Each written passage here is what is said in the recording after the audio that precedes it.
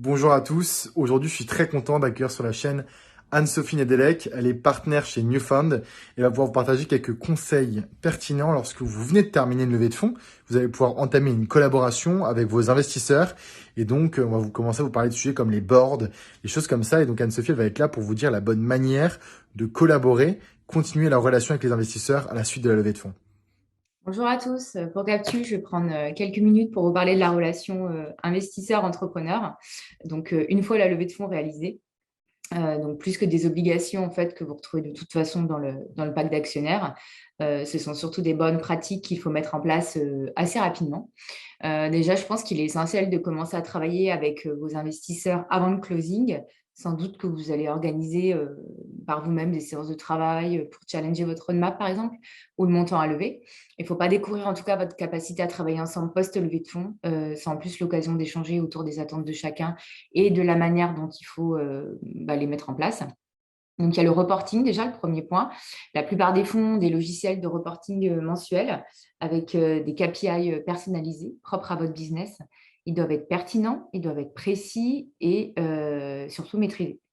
Normalement, ça vous prend 5 minutes à remplir. Les chiffres demandés, vous les avez en interne. Sinon, il y a un problème. Soit vous ne pilotez pas votre société, soit votre investisseur vous demande des indicateurs qui ne sont pas pertinents.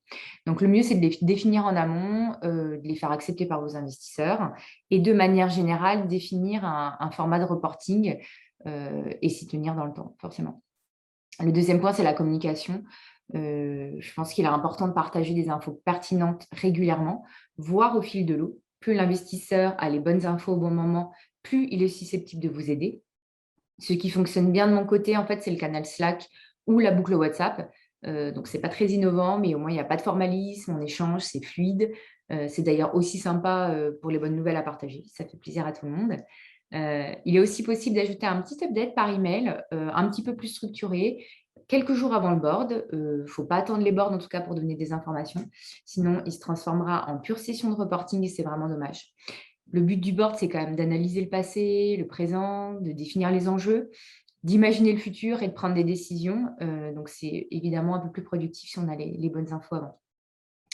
Si vous avez plusieurs investisseurs, fonds, business angels, c'est aussi intéressant d'avoir des échanges individuels entre les boards pour bénéficier de l'expérience de chacun et surtout de leur carnet d'adresses. Autre dernière bonne pratique avec votre investisseur lead, c'est pas mal de créer un canal ouvert d'échanges réguliers. C'est-à-dire, en fait, on programme une visio de 30 minutes toutes les 2 semaines, par exemple. Ce créneau, il a le mérite d'exister. L'échange peut ne pas avoir lieu. Il peut durer 10 minutes ou la totalité du temps prévu en fonction des besoins des entrepreneurs. Dans tous les cas, si vous parlez à vos investisseurs uniquement lorsque vous avez besoin d'aide ou lorsque vous devez prendre des décisions stratégiques, ça ne marchera pas. Le troisième point, c'est l'accompagnement. Donc, il faut savoir s'appuyer sur l'expérience des investisseurs qui ont travaillé quand même avec beaucoup de startups différentes. Donc, ça a le mérite de vous faire prendre un petit peu de hauteur. Donc, il faut être en écoute. Ça vous apprend toujours des choses, même si, évidemment, on n'a pas toujours raison, loin de là. Ces dernières années, ce qui est intéressant, c'est que les fonds, ils se sont tous armés d'operating partners. Et en fait, ce sont des top talents avec des compétences bien spécifiques. Ils ont en charge l'accompagnement sur mesure des sociétés du portefeuille sur des sujets très, très variés. On peut avoir du recrutement, on peut avoir du bizdev, on peut avoir l'international, la structuration des opérations, enfin, ça dépend des fonds d'investissement. Je pense que pour l'accompagnement, la bonne pratique, c'est de se poser la question suivante. Qu'est-ce qui m'empêche de dormir en ce moment? Vous focalisez dessus avec votre VC, ses ressources internes et externes, jusqu'au point suivant. Voilà, bonne journée à tous.